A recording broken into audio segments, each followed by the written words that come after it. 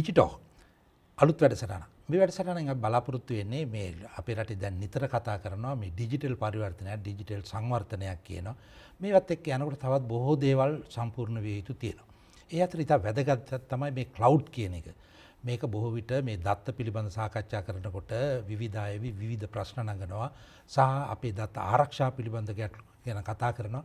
ඒ නිසා අපි සාකච්ඡා කරන්න උත්සාහ කරනවා. මොකද්ද මේ සහ මේකේ ප්‍රයෝජන ගන්නේ කෙසේද? ඒ වගේම මේවා එක්ක වැදගත්කම මොකද්ද? මේ වගේ ඩිජිටල් පරිවර්තනයකට නැත්නම් මේ වගේ තාක්ෂණික වශයෙන් දියුණුවක් වෙන වෙලාවක. ඒ සඳහා ආරාධනා කරා මහාචාර්ය රෝහන් සමරජීව. ඔහු මේ පිළිබඳ විද්වතෙක්, ඒ වගේම සංවේදන ප්‍රතිපත්ති පිළිබඳ විද්වතෙක්, මහාචාර්යවරයෙක්, ඒ වගේම සමාජ විචාරකයෙක්. මහාචාර්යතුමනි අයිබෝන්. අපි මේ පොඩක් නිකන් මේ ක්ලවුඩ් කියන එක සමහර අයට නිකන් මේ අපි දන්නේ වලාකුළුනේ. සමහර මේකට මේගේ කියනවා. නමුත් මේ තාක්ෂණික දෙයක් තියෙනවනේ. දැන් අන්තර්ජාලයෙන් නම් අපි ඒක ගැටලු විසඳාගෙන ඉන්න දන්නවා. මොකද්ද මේ ක්ලවුඩ්? ක්ලවුඩ් කියලා කියන එක මෙන්න මේ විදිහට අපිට ඉදිරිපත් කර දෙහැකි.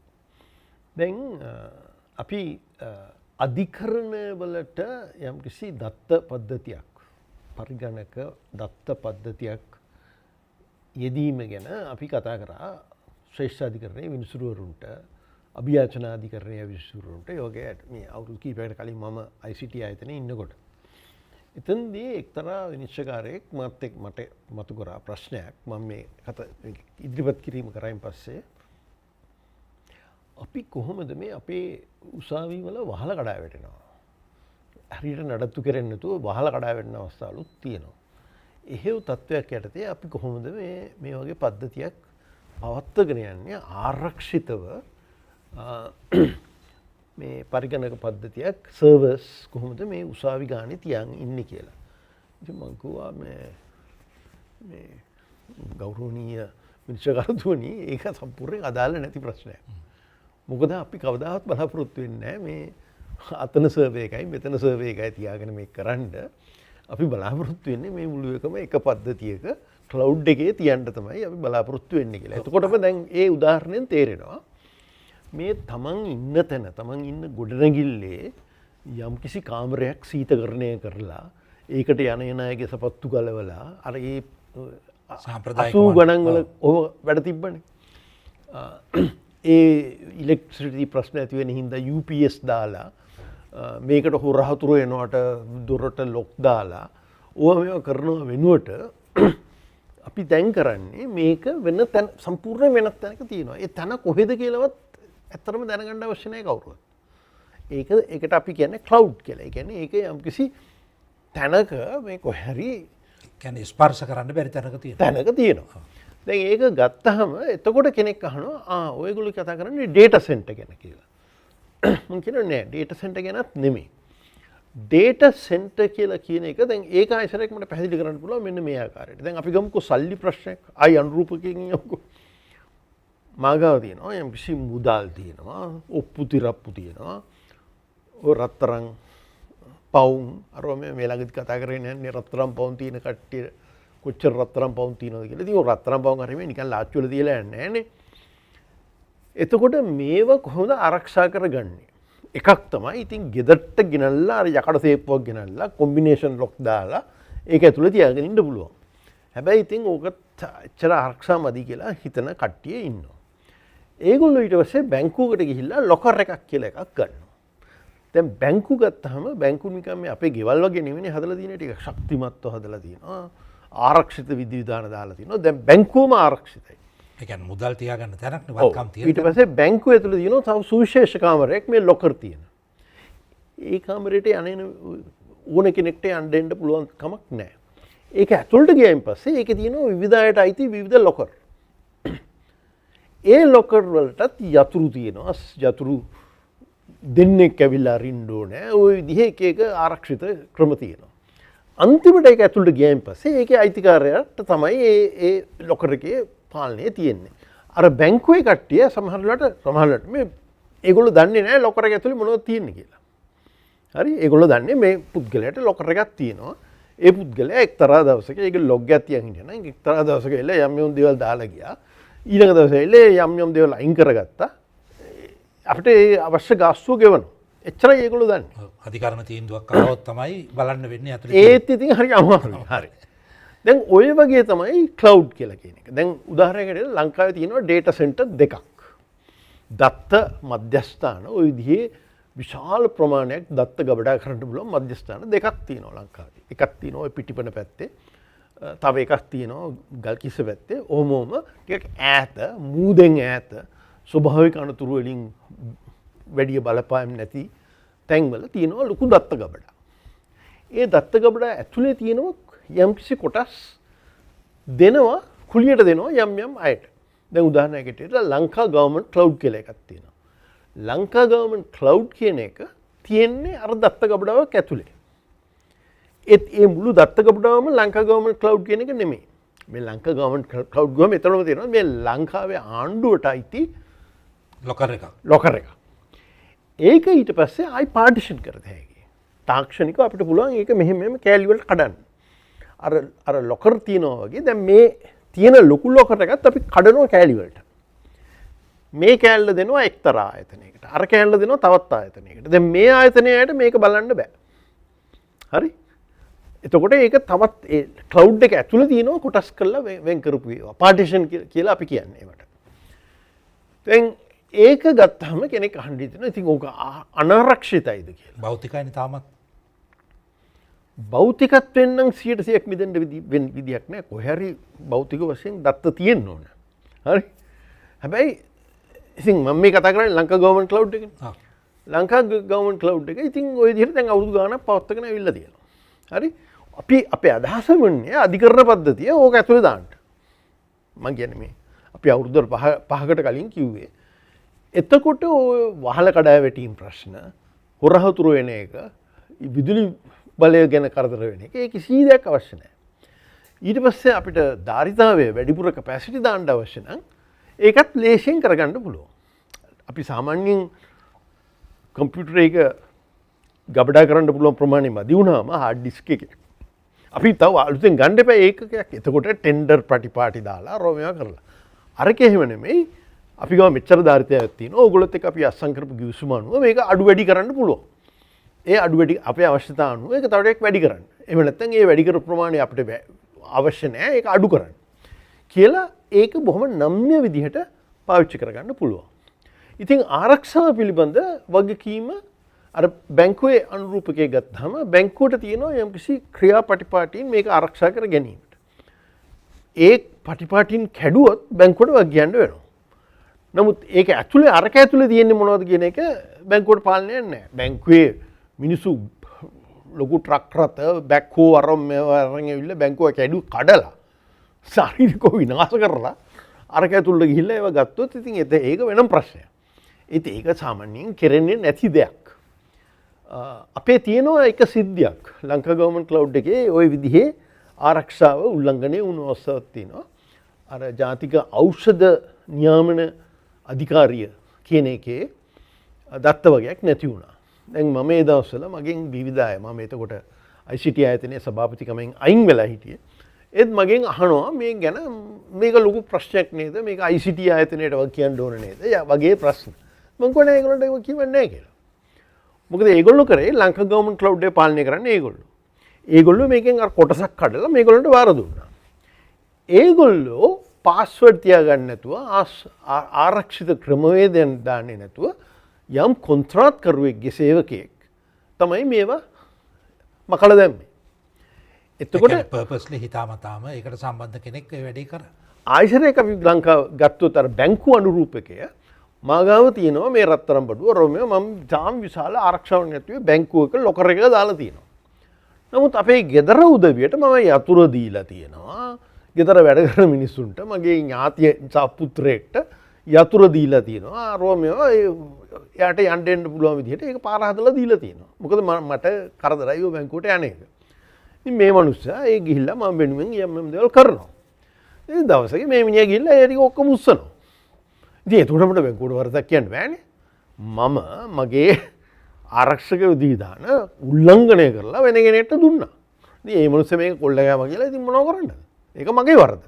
ඉතින් මං කිව්වේ මේක එන්නම ඒ ආයතනයේ අධිකාරියේ ප්‍රශ්නයක්. ඒගොල්ලන්ගේ ආරක්ෂක විධිවිධාන වල ප්‍රශ්නයක් තමයි මේ කොන්ත්‍රාත්කරුවෙක් පිට කොන්ත්‍රාත්කරුවෙක්ට ඒ තරම් මේ නිදහස දුන්නේ මේක ගැන. මෙතනදී එනවා මේ ඔය ආරක්ෂාව ප්‍රශ්නේ සැහෙන වැදගත්. ඊට අමතරව අපි කියනවා නිකන් බිස්නස් කන්ටිනියුටි කියලා දෙයක්.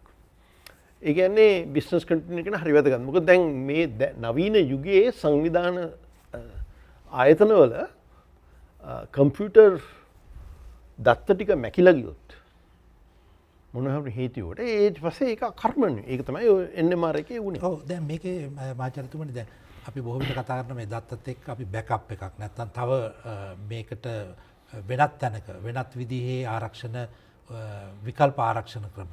දැන් මේ ක්ලවුඩ් එකටත් එහෙම බෑකප් එකක් අවශ්‍ය වෙනවද? මේකද අවසානම තැන? නෑ අපි දැන් සාමාන්‍ය ආරක්ෂාව ගැන කතා කරනකොට අපි කියනවා 321 කියලා. 321 කියන්නේ ඕනෑම වැදගත් ලියවිල්ලක පිටපත් 3ක් තියෙන්න ඕන. ඒ කියන්නේ වැඩ කරන පිටපතට අමතරව තව 2ක් තියෙන්න ඕන. ඒ තමයි 3. එතකොට 2 කියලා කියන්නේ ඒ වයින් 2ක් හෝ වෙනත් මාධ්‍යවල තිබිය යුතුයි. ඒ කියන්නේ එකක් ක්ලවුඩ් එකේ නම් අනිත් එක වෙනත් මොකක් හරි ක්‍රමයක තියෙන්න ඕන. හරි? ආයතනික සර්වර් එකක් වෙන්නත් පුළුවන් සමහරට.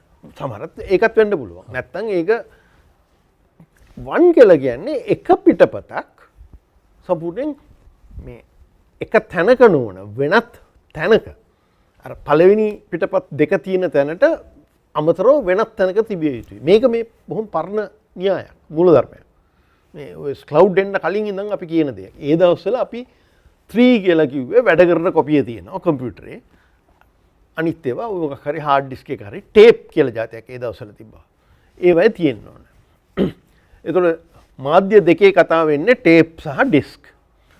ඊට පස්සේ ශාරීරිකව වෙන තැනක තියෙනවා කියලා කියන්නේ අපි විටින් විට සතියකට පාරක් දවස් කීපයකට පාරක් අර දත්ත අර පිටපතක් ශාරීරිකව වෙන කොහරි තැනක ගිහිල්ලා තියෙනවා. ඒ කියන්නේ මේ ගොඩනැගිල්ල ගිනිපත් වෙලා විනාශ වෙලා ගියොත් ඒත් අර පිටපත තාම තියෙනවා. ඕක තමයි 321. දැන් 321 එක අපි ක්ලවුඩ් යුගයට එනකොට අපි බොහෝ දුරට ඔය තුනේ එකක් හරි ක්ලවුඩ් එකේ තියෙන්න ඕන කියලා කියනවා. හරි එකක්වත්. හැබැයි ඊට වැඩිය අපිට පුළුවන් ක්ලවුඩ් දෙකක තියන්න.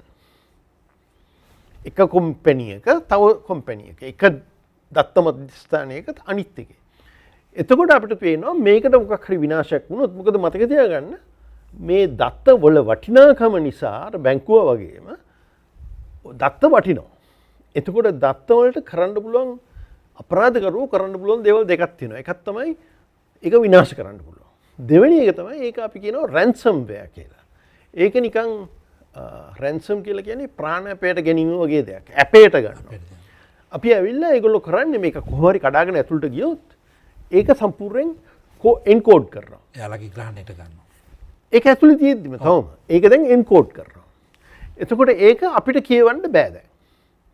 ඒගොල්ලෝ ගාව තියෙන යතුරු මේක අරින්න. එතකොට ඒගොල්ලෝ කියනවා අපිට මෙච්චර ගාණක් බිට්කොයින් වලින් දුන්නේ නැත්තම් ක්‍රිප්ටෝ වලින් දුන්නේ නැත්තම් අපි මේක ඔබට අහිමි කරනවා. ලංකාවෙත් ඕක වෙලා තියෙනවා. ලංකාවේ ආණ්ඩුවටත් ඕක කරා. ඔවුන්ට ඕන දත්ත නෙමෙයි ඒක වෙනම මුදල් සයිබර් අපරාධ. හරි. ඉතින් ඒ වගේ දේවල් නවත්ත ගන්න අනිවාර්යෙන් මේ ක්ලවුඩ් දෙකකවත් මේවා පවත්වන්න ඕනේ. දැන් උතන් දෙනවා ආයිසර එක අභියෝගයක්. ලංකාවේ තියෙන දත්ත ගබඩා දෙකයි. ලංකාවේ තියෙන ඩේටා සෙන්ටර් ගවර්න්මන්ට් ක්ලවුඩ් එකයි. හරි. එතකොට මේවා ඇති වෙන්න අර පිටපත් තබා ගැනීමේ ක්‍රියාව වගේ දේවල් තියෙනවාද? ඒ අය ඇති වෙන්න සයිබර් ආරක්ෂණ මම නම් හැම වෙලේම කියන්නේ මේක නිකන් යුද්ධයක් වගේ. ඒ කියන්නේ මේකට පහර දෙන්න යන කට්ටිය හැම වෙලේම තමන්ගේ ක්‍රමවේදයන් දියුණු කරනවා, පරීක්ෂණ කරනවා, බලනවා එකපාරක් මේක ඇතුළට දාගන්නේ කොහොමද කියලා. අනිත් පැත්තේ කට්ටියත් ඒ විදිහටම ආරක්ෂා වෙන්න බලනවා. වෙන්න බලන්න ඕනේ. හැබැයි අපේ එහෙම පුළුවන්ද? අපේ එහෙම පහසුකම් තියනවාද? ඒ විදිහේ ඒ දක්ෂතාවයන් තියෙන කට්ටියව අපි සේවයට බඳාගෙන ආණ්ඩුවේ පඩි ගෙවාගෙන තියනවාද?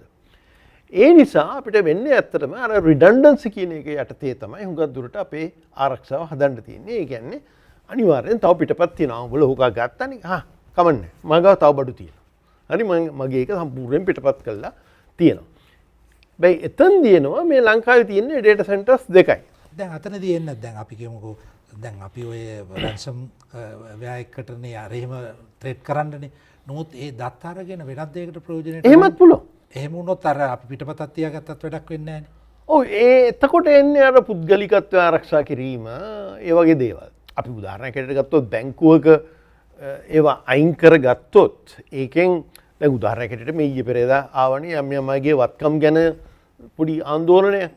දැන් හැමෝගෙම වත්කම් ගැන තොරතුරු එළියට ආවොත් හරි දැන් මම උදාහරණයකට මම කියන දෙයක් මම දිගටම කිව්ව දෙයක් තමයි ඔය අල්ලස් සහ ඒ විමර්ශන කොමිෂන් සභාවේ දත්ත ගබඩාව ඉදිරි කාලයේ ලෝකේ ලංකාවේ වටිනාම දත්ත ගබඩාව බවට පත් වෙනවා.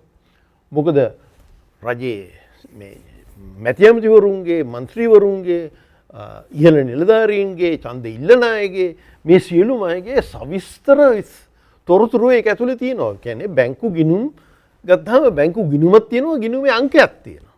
ඒකේ තියෙන මුදල් ප්‍රමාණයක් තියෙනවා. හරි? කොටස් වෙළඳ පොලේ කොටස් කොච්චර තියෙනවද කියලා ඒවත් තියෙනවා. ඒව හැම එකම එළියට දාන්නේ නැහැ. ඒවා වහලා තමයි එළියට දාන්නේ. හැම තොරතුරුම එළියට දාන්නේ නැහැ. දැන් ඉඩමක් තියෙනවා කියලා ඉඩමක් තියෙනවා කියලා කියනවා. දොඩංගස්ලන්දේ ඉඩමක් තියෙනවා කියලා තියෙනවා. නමුත් ඉඩමේ තැන අරවා මේවා ගැන විස්තර අයින් කරනවා මකනවා. ඉතින් ඕවට පහර දෙන්න අනිවාර්යෙන් මේ කොල්ලකාරයෝ මේ අපරාධකාරයෝ ලෑස්ති වෙයි. ඉන්ද තාමත්ම හොඳ ආරක්ෂාවක් තියෙන්න ඕනේ. ඒගොල්ලෝ මම හිතන්නේ ඕක ඇති වෙන්න කල්පනා කරලා තියෙනවා කියලා. ඒගොල්ලෝ සමහර වෙලාවට මේ සර්වර් එක තියාගෙන ඉන්නවා ඇති. දැන් මගේ ප්‍රශ්නේ සර්වර් එක තියාගෙන ඉන්නකොට සර්වර් එක තියෙන්නේ කාමරයක. ඒ කාමරයේ ආරක්ෂාව ගැන ඒගොල්ලෝ කල්පනා කරලා තියෙනවා. ඒ කාමරයට යන්නේ අයගේ තොරතුරු කවුද ආවේ කොච්චර වෙලාවක් හිටියද ඒ අය එතනදීදී මොනවද කරේ ඒවා මේ ඔක්කොම බලන්න ක්‍රමවේදයන් හදන්න ඕන. දැන් අපි ටික ප්‍රායෝගික දැන් තියෙන තත්ත්වයට ආවොත් දැන් අපි කතා කරනවා මේ හැම දෙයක්ම ඩිජිටල් ගැන.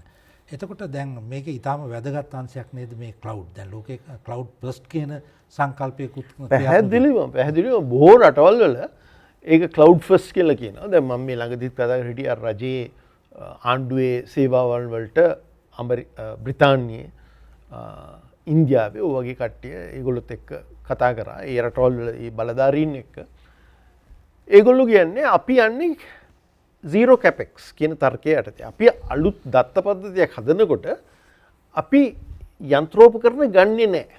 අපි හදන්නේ මෘදුකාංග පද්ධතියක්. අපේ දත්ත ගබඩා කිරීම අපි කරන්නේ ක්ලවුඩ් එකේම තමයි. හරි? එතකොට මේ උපකරණ ගන්න ඒක නඩත්තු කරන්න UPS ගන්න එයා කන්ඩිෂනර් ගන්න ඒ වියදම් අපිට නැහැ. හරි අපිට තියෙන්නේ ටර්මිනල්ස් විතරයි. ඒකේ තියෙන ලොකු සුවිශේෂී ලාභයක් තමයි ඒක. ඒක එකක් ඉතින් වරවත් හදාගත්තාම ඊට පස්සේ ඒවා මොන හරි ඒවා කැඩුනහම ඒවා හදන්න මිනිස්සු ගේන්න ඕනේ. අර අපේ විනිශ්චයකාරතුමා කිව්වා වගේ වහලේ කඩ වැටුනහම කොහොමද අපි කම්පියුටරේ බේරගන්නේ? ඒ සර්වර් එක බේරගන්නේ කියලා තමයි එතුමා ඇහුවේ. ඉතින් මම කිව්වා ඒක අදාළ නැහැ. වහලේ කැඩුනොත් බඩු තියෙනවා. හරි? ඉතින් ඔන්න ඕකේ යටතේ බොහෝ දුරට ඊළඟට එනවා ප්‍රශ්නයක්. දැන් මේ තර්ජනය ලොකුවට මුලින්ම මුණ දීපු රට තමයි එස්ටෝනියාව. ඒතකොට එස්ටෝනියාවට රුසියන් ආක්‍රමණය ඒ කියන්නේ සයිබර් ආක්‍රමණිකයෝ ඇවිල්ලා මුළු එස්ටෝනියාව වහලා දාන්න හැදුවා 2007 වගේ කාලෙක. ඒක නිසා ඒගොල්ලෝ විවිධ ක්‍රියාමාර්ග හදාගෙන තියෙනවා. ඊට පස්සේ එකක් තමයි ඒගොල්ලන්ගේ රජයේ සියලුම දත්ත තියෙන්නේ ලක්සම්බර්ග් වල. එස්ටෝනියාවේ නෙමෙයි. ඒතකොට ඒකේ පිටපත් තියෙන්නේ කොහෙද කියලා ඒගොල්ලෝ කියන්නේවත් නැහැ. ඒක තමයි ඒගොල්ලන්ගේ ක්‍රමවේදය. ඒතර අපි දැන් අපි හිතනවා නම් කොහොමද මේක දැන් හිතන්න ඕනේ? අපේ රටේ මේ තත්ත්වයන්නේ. අපේ මට අවාසනාවට හිතෙන්නේ අර පරණ චින්තනය අනුව. දැන් මම මියන්මාරේ වැඩ කරනකොට මම පුදුම සාගත දෙයක් මට දැනගන්න ලැබුණා. මියන්මාරේ කියන්නේ බැංකු ගැන විශ්වාසයක් නැති රටක්. ඒ කියන්නේ බැංකු කඩා වැටිලා මිනිසුන්ගේ තැන්පතු විනාශ වෙලා එහෙම මතකයක් තමන් මිනිසුන්ගේ මතකයේ තාම තියෙනවා. ඉතින් මියන්මාරේ පස්සේ වැලිනම් මේ මිනිස්සු ඉතින් අපිට කිව්ව එකත් වැරදි. අපිට ඒ කිව්ව දේ අපි දැන් මේ එළියේ ගිහිලා කියනවා. ඒ රටේ තියෙනවා පොඩි චාරිත්‍රාක් මේ උන්න බම්බු තියෙනවා ගෙවල් වල. ඒ ටිකක් ඒ රටේ දියුණු රටක් නෙවෙයි ගැමි ප්‍රදේශවල උන්න බම්බු තියෙනවා ගේ යම්කිසි කොටසක අපි හිතමු ස්තූපයක වහලේ හරි කොහේ හරි. මේ උණ බම්බු කපලා ඒව ඇතුලේ සල්ලි යොබන ක්‍රමයක් තියෙනවා ඒගොල්ලන්ගේ. ඒක ඇතුලේ තියෙනවා ඒගොල්ලන්ගේ ඉතිරි කිරීම. උණ බම්බු ඇතුලේ. හරි? අපේ අය සමහර කොට්ට මෙට්ටයට නැත්තම් පාරේ වලක් කරලා ඒක ඇතුළට ටින් එකක් දාලා එක එක ක්‍රම තියෙනවනේ. ඒ ප්‍රාථමික ක්‍රම ඒවා. හරි. ඩොක්ටර් ඇන්නම් පෙරේරා වගේ කෙනෙක් අනාවොත් ඒවා එහෙමම තියෙනවා. හරි. ඉතින් ඔන්න ඔතන තමයි ප්‍රශ්නේ එන්නේ. අපේ හුඟක් අයගේ මානසිකත්වය විශේෂයෙන් මේ වැඩිහිටි මේ තාක්ෂණය ගැන වැඩි අවබෝධයක් නැති ව්‍යාපාරික ලෝකය ගැන අවබෝධයක් නැති මේ රජයේ ප්‍රතිපත්ති එහෙම නැත්නම් සම්පාදනය කරන ජ්‍යෙෂ්ඨ මිනිස්සුන්ගේ තාම තියෙන්නේ අර ආකල්ප. ඒගොල්ලෝ හිතනවා අපි අපේ බුඩනගිල්ලක් ඇතුලේ මේක තියන් හිටියොත් ඒක ආරක්ෂිතයි කියලා. මට ඒගොල්ලන්ට හැමදාම වෙලා තියෙන්නේ හරියට ඕගොල්ලෝ තියාගන්න. හැබැයි ඕගොල්ලන්ගේ තියෙනවද මේ ඒ කාමරයට අවශ්‍ය ආරක්ෂාව? ඒකට යන එන මිනිස්සු ගැන ඕගොල්ලන්ගේ තියෙනවද ලොග් තියාගන්නවද? එතන CCTV දාලා තියෙනවද? ඒව බලනවද කවුරු හරි? නැත්නම් මේ හොරගම් කරයින් පස්සේ මේ CCTV බලලා හරියන්නේ නැහැ. ඒ ආරක්ෂාවන් තියෙනවද? ෆිසිකල් ආරක්ෂාව. ඒ කියන්නේ ශාරීරිකව මේකට පහර දෙන එක. ඊට අමතරව අන්තර්ජාලයේ ප්‍රශ්නේ වෙනම තියෙනවා. ඒකට අවශ්‍ය ඒ ෆයර්වෝල් අරමේව තියෙනවද ඔයගොල්ලන්ට? ඒක හුඟක් වෙලාවට අපි අය කල්පනා කරන්නේ නැහැ. ඉතින් ඔන්න ඔතන තමයි ඒගොල්ලෝ හිතන්නේ අපේ කාර්යාලේ තියාගත්තොත් ආරක්ෂිතයි. අපේ රටේ තියාගත්තොත් ඊටත් වැඩි ආරක්ෂිතයි. පිටරට නම් දෙන්න බෑ. මොකද කවුරු හරි එකෙක් මේක පැනලා ගනී කියලා. නමුත් පිටපත් තුනේ කතාව ආවහම එක පිටපතක් පිටරට තියෙන එක හොඳයි නේද? අන්න ඒක තමයි මට මම කියනවා. නමුත් ඒක කරගන්න බැරිලා තියෙනවා. මම එතනදී එකක් කියන්න. මම මීට අවුරුදු 10කට 15කට ඉස්සරහා බග්දාද් නගරයට ගියා. යනකොට අර ෆ්ලැක් ජැකට් අරම දාගෙන තමයි ගියේ. මොකද ඒක යුද බිමක් නේ. එයාපෝට් එකේ ඉඳන් ගියේ ෆ්ලැක් ජැකට් දාගෙන බුලට් ප්‍රූෆ් කාර් එක. අපි ආණ්ඩුවට උපදෙස් දෙන්න කියලා ගියා. ඒගොල්ලොත් එක්ක ඔය කතා කරනකොට ඒගොල්ලෝ කිව්වා නේ අපිට අපේ ඩේටාව තියාගන්න ඕනේ මේ රටේ කියලා. ඒක තමයි අපි විරුද්ධයි ඩේටා පිටරට දානවා. මං කිව්වා දෙයියනේ මම ඉරාකෙට දෙන එකම උපදේශ ඕගොල්ලෝ ඩේටා වැරදිලාවත් ඉරාකේ තියාගන්න එපා. මොකෝ මේක යුද බිමක්. යුද බිමක් වුණාම යුද්ධෙන් ඈත් තුන තැනක තමයි තමන්ගේ දත්ත පද්ධතිය පවත්වාගෙන යන්න ඕනේ. යුද්ධේ සමනය වෙලා මේක හොඳ සාමකාමී තත්ත්වයක් ආවෙන් පස්සේ ඔන්න පිටපතක් දෙකක් මෙහාට ගේන්න. එතකන් ඕගොල්ලෝ ටර්මිනල් වලින් සම්බන්ධ වෙන එක තමයි වඩාත්ම ආරක්ෂිත. විදුලි බලයත් ඉතාම නරකයි ඉරාකයේ ඒ දවස්වල. විදුලි බල සැපයුමක්. ඉතින් ඔන්න ඕක තමයි අපි කල්පනා කරන්න තියෙන්නේ. අපි ආරක්ෂාව පැත්තෙන් බිස්නස් කන්ටිනියුටි ව්‍යාපාරික පවත්වා ගැනීම පැත්තෙන් ප්‍රශ්න දිහා බලලා ඔය බුරු ආකල්ප ඔය ජාතික මොකද්ද ස්වෛරී බව දැන් නැතිවද? එහෙම කල්පනා කරලා හරියන්නේ නැහැ. මොකද ඉතින් ඕන්න මේක එන්කෝඩ් කරන්න. අර මං කිව්වා වගේ දැන් මේ කොහරි පිටරට බැංකුවක දැන් අපේ සමහරක් අය තියෙනවා ඇතිනේ පිටරට බැංකුවලත් ලොකර් අරම. ඉතින් ඒක දැම්මපලියට ඒ මිනිස්සු ඒ බැංකුව ඒකට බහිනවා කියලා අපි හිතන්නේ නැහනේ. දැන් ප්‍රකට ස්විස් බැංකුව කියපුවා මොකක් ආයි. දැන් මම ඉතින් කවුරුත් දන්නවනේ ඒක එතන තියෙනවා. හරි? ඒක ස්විට්සර්ලන්තේ තිබ්බ පළියට ස්විස් පොලිසිය ගිහිල්ලා ඒක ඇතුළට බහින්නේ නැහනේ. ඉතින් ඒක ඒ විදිහට කල්පනා කරන්න. අවසන් වශයෙන් කියන්නේ දැන් අපි ඉක්මනින්ම දැන් මේ අපි මේ තාක්ෂණික දියුණුව සංවර්ධනය ඩිජිටල් මේවත් එක්ක අපි මේ ගැන කල්පනා කරනවා නම් ඉක්මනින්ම අපි කළ යුතු දේ මොකක්ද? අපි කළ යුත්තේ මේ ක්ලවුඩ් ෆස්ට් කියන පොලිසි එක සම්පූර්ණයෙන් තීන්දුව తీරන ගන්න ඇත් එක්ක කතා කරලා එයාට මේක අවබෝධ කරලා දීලා එයාට මේ උදාහරණ එක්ක කතා කරලා උදාහරණයක් හැටියට මේ අපේ අර තෙල් යම් කිසි සීමිත ප්‍රමාණයක් දෙන කාලයක් තිබ්බනේ 20යි 22 සතියට ලීටර් 20යි අරෝමය කියලා QR එකට දෙන එක. ඒක මේ ලංකාවේ තිබ්බ ඉතාම සාර්ථක ව්‍යාපෘතියක්. ඒක මේ ලංකා ගවර්න්මන්ට් ක්ලවුඩ් එකේ දාන්න හැදුවම ඒක හරියේ නැහැ. ඒ කියන්නේ ලේටන්සි කියලා දෙයක් තියෙනවා. අර මේ ෂෙඩ් එකේ මිනිස්සයා ඇවිල්ලා මගේ QR එක කියවනකොට එයාට ශනික ප්‍රත්‍යාරයක් අවශ්‍යයි. ඒ ප්‍රත්‍යාරය අපිට ගන්න බැරි වුණා ලංකාවේ ක්ලවුඩ් එකෙන්. ඒකේ හින්දා ඒගොල්ලෝ AWS ඒ කියන්නේ Amazon Web Services කියන ජාත්‍යන්තර ක්ලවුඩ් එකට ගියා. ගිහිල්ලා ඒකෙන් තමයි ඒක කරගත්තේ. ඉතින් ඒ නිසා ඒ තාක්ෂණික දියුණුව කරන්න පුළුවන් දේවල්. ඔව් ඒක රටින් පිට තිබ්බත් ඒකේ ප්‍රතික්‍රියා වේගය මෙහාට වඩා වැඩි. ඉතින් ඒව ගැන ටිකක් අවබෝධයක් ලබාගෙන ඊළඟට ඒකේ මිල අඩුයි ලංකාවට වැඩිය. ලංකාවේ දෙකක් තියෙනකොට ඉතින් කතිපයාධිකාරී මිල ගණන්නේ තියෙන්නේ. ඒ කියන්නේ ඒවා ඉහළයි. ගුණාත්මක බවෙන් අඩුයි මිලෙන් ඉහළයි. අරකේ වෙන මේ ඒගොල්ලෝ තරඟ කරනවා ලෝකෙ පුරාම. ඒ හින්දා ඒගොල්ලන් මිල අඩුයි ගුණාත්මක බව වැඩි. ඉතින් ඔය විදිහට ටිකක් ප්‍රබුද්ධව මේ ප්‍රශ්න දිහා බලලා ක්ලවුඩ් ෆස්ට් පොලිසි එකට යා යුතුයි රජය. බොහොම ස්තුතියි මාචාර්යතුමනි. අපි කතා කරේ අපි ඩිජිටල් ගැන කතා කරනවා හැම දෙයක්ම දැන් ඩිජිටල් වෙන්න. ඒ අතර ඉතා වැදගත් තමයි මේ දත්ත කියන එක, දත්ත ආරක්ෂා පිළිබඳ. ඒ නිසා තමයි අපි මේ ක්ලවුඩ් ෆස්ට් කියන සංකල්පය පිළිබඳ සාකච්ඡා කරේ. කාගෙත් බලධාරීන්ගේ අවධානයට ලක් විය යුතු මාතෘකාවක් නිසා. අපි ලබන සතියේත් මේ වගේම මාතෘකාවෙන් හමු. එතෙක් බොහොම ස්තුතියි මාචාර්යතුමනි එක්ුණාට මේ සාකච්ඡාවට.